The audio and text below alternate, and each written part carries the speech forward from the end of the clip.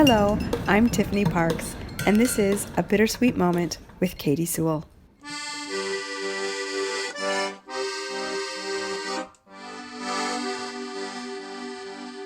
Hello, this is The Bittersweet Life. I'm Katie Sewell, and this is your midweek Bittersweet Moment. Now, on Monday, we did a mailbag episode where we read emails that we have received from you in our inbox, and we had a lot of great emails that have arrived recently, responding to recent shows, and today I just wanted to share a couple more that I thought had really great ideas and observations in them.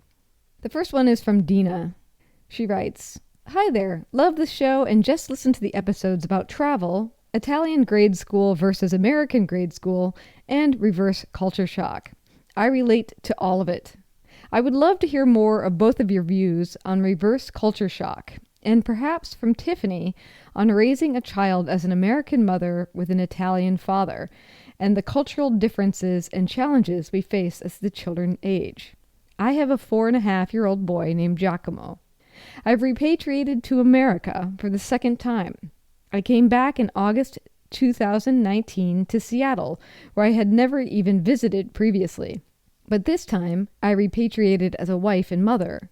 When I left America in 2015, I was newly engaged to my Roman husband, I was an employee in a corporate gig, and I was not a mother.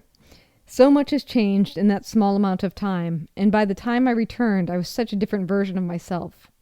So sometimes when I chat with other moms here, I feel not American, because I started my motherhood journey in Rome and then Dublin, where I gave birth and lived for 3 years. Now in Seattle, the notion of community is constantly on our minds, as we don't really relate to many American families and find ourselves gravitating to more international families, and even that has been a challenge with COVID limiting socialization. I'm not sure if any of this is interesting to future podcasts, but it is on my mind a lot as I navigate life here in Washington with my little Italian family. P.S. Katie, love hearing your voice on KOW." That's from Dina. Dina, thank you so much. Welcome to Seattle. Hope you end up loving it here. And as for me being on KOW, for the last 19 months, I have been on every single weekend, if you've been in the Seattle area, on KOW Public Radio, which is 94.9. It's the station that I worked for many, many, many years, over decades, starting back in 2003, before I moved to Rome. But I'm sorry to say, Dina, you're not going to be hearing me on the regular as consistently after 19 months of doing it every single weekend.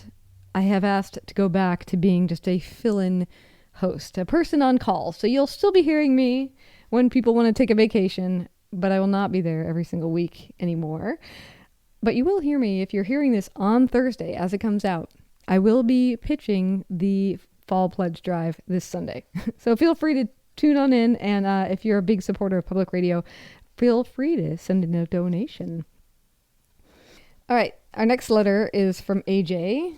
AJ is one of the first people, in fact, I think might be the first person that I met upon moving to Rome.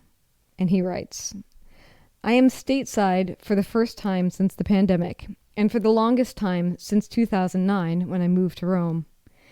Recently, I loved Tiffany's thoughts on reverse culture shock, and both of your mini episodes about your first days in Rome. I thought I would share some thoughts." And he does it in 2 categories. The first is labeled First Days in Rome. "I went to Rome for a 2-year graduate fellowship, but I never left, until now. I arrived on October 1st, 2009. My entire move to Rome came between Easter and Pentecost that year, from vaguely thinking it was time to go for a PhD somewhere, to applying, to being accepted as a licentiate, getting a fellowship to pay for it, and finding an amazing place to live on a private 15-acre monastic garden next to the Colosseum. But those first few days, I was so out of place.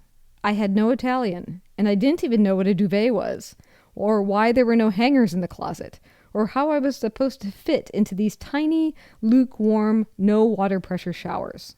But eventually it became like a retreat. After years of fast-paced academic programs, the academic expectations in Rome were modest, and it felt like being on a retreat more than being in grad school. But I also tell expats and students, by way of advice, that the reason it is called the Eternal City is not because it's been around for nearly 3,000 years, but because that's how long everything takes. In that first week, I remember setting out one day to take care of a few administrative things for the university. My residence permit, that kind of thing. For 4 tasks, I scheduled about 2 hours, as I would back home, and figured I had the rest of the day to attend to other matters. Well, 6 hours later, hot and tired and sweaty, I returned home having completed exactly 1 task, which was not even on the original list, but was an unexpected prerequisite, and then stopped to enjoy a really good cappuccino. I got literally nothing else done that day, and as far as Rome goes, that is, by definition, a successful day. I look back on it with a sense of accomplishment. I came to love Rome, but it was also clear that Rome didn't love me back. I have not had a normal, full-time job since 2008. It's all temporary, part-time, contingent, and often disorganized. Employers, even American institutions in Rome, would just ghost me after years because they could. I've just come to a point where I may be done with my time in Rome, and even that isn't clear-cut. Which brings me to the next category, reverse culture shock. Every time I've visited the States from Rome, something new stands out, especially when I visit home near Seattle. The greenery, the lush nature, the ability to see the stars from the driveway, being close to the mountains, the ability to find decent Thai, Vietnamese, and other Asian food. This is the first time I've stayed longer than a few weeks. I miss my international friends, my apartment in Rome. My closest friends have been Norwegian, Dutch, Indian, Israeli, Iraqi, Canadian, Brazilian, and Italian. Suddenly the rest of the world seems so far away again. The first thing I noticed this time was all the Teslas everywhere. Is that just a Seattle thing? Also, I took my goddaughter out for lunch, meeting at a small rural diner in Falls City. $50!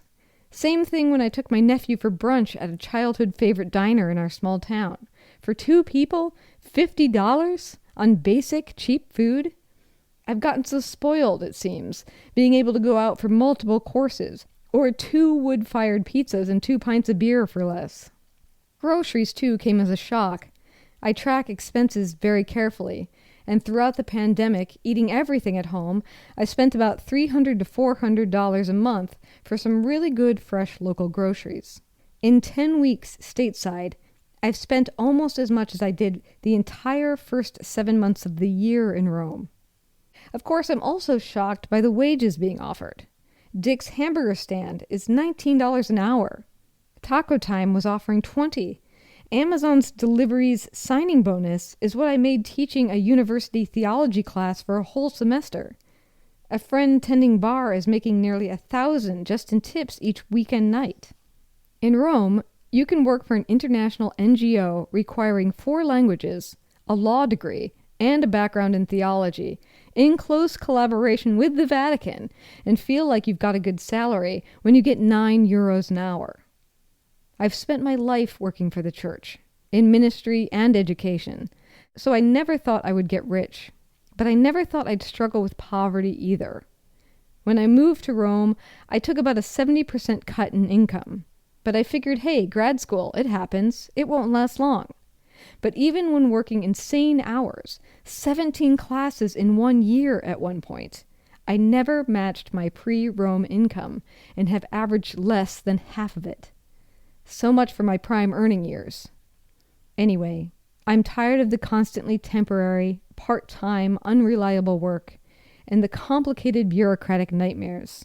I'm tempted to make this a permanent move back, but I already miss the food and the culture and the cappuccino. That's from AJ. From Mary, commenting on our episode that we did. It was a culture shock episode where Tiffany talked a lot about the failings of American food. Here's what Mary had to say. Tiffany and Katie, as we were driving from Seattle to Moab, Utah, we listened to Tiffany's impression of American food after her recent trip home. After 5 days out of our bubble, we have to totally agree. Every salad we have eaten in a restaurant has come out of a bag. Most protein appears to be purchased prepared from a wholesaler and just needs a microwave or a deep fat fryer. Very little has been made by ingredients in the kitchen by the staff there. We have theories on why the U.S. is so different from Italy or Provence, places we love for the food. For one thing, in much of the country we lack the density. When the next town is 4 hours away, there just aren't enough people coming and going to sustain serving real food. Real food is served in cities and nearby locations with lots of traffic from people, and people with disposable cash. And secondly, agriculture in the U.S. is big business, industrialized. We suspect you could drive through the Corn Belt and discover all the local corn is shipped to Kellogg's or Nabisco, and none of it is sold locally. And that corn is not grown for flavor, but for volume. Where we do find real food, in rural and remote areas, it's cooked for the people who work in the fields, not for the visitor or tourist. Anyway, your conversation made us think a lot about the food that we eat, and we enjoy your podcast a lot. Keep up the good work. Thanks, Mary. And thanks for those observations. Very, very interesting. And same from you, AJ. That advice of doing one thing and stopping and getting a cappuccino. I can't even tell you how many times I've shared that advice on this very show. And that came from you. And our final letter from today is from Mark, who discovered our show in one of the most unusual ways I've heard. He says, "Hi, Katie and Tiffany. I'm Mark from the Philippines. I've been listening to your podcast for quite some time now. I discovered your show when I tried to look for any podcast that had historian Mary Beard in it, and I was so glad that this search led me to your show. I recently got addicted to anything Roman or Italian when I first visited Rome last December in 2019. It was actually just supposed to be a side trip because I was attending a scientific conference in Barcelona. I was so tired that I imagined that the trip to Rome would just be a time to slow down and relax. I didn't really know what to expect from Rome, but boy did I instantly fall in love with it.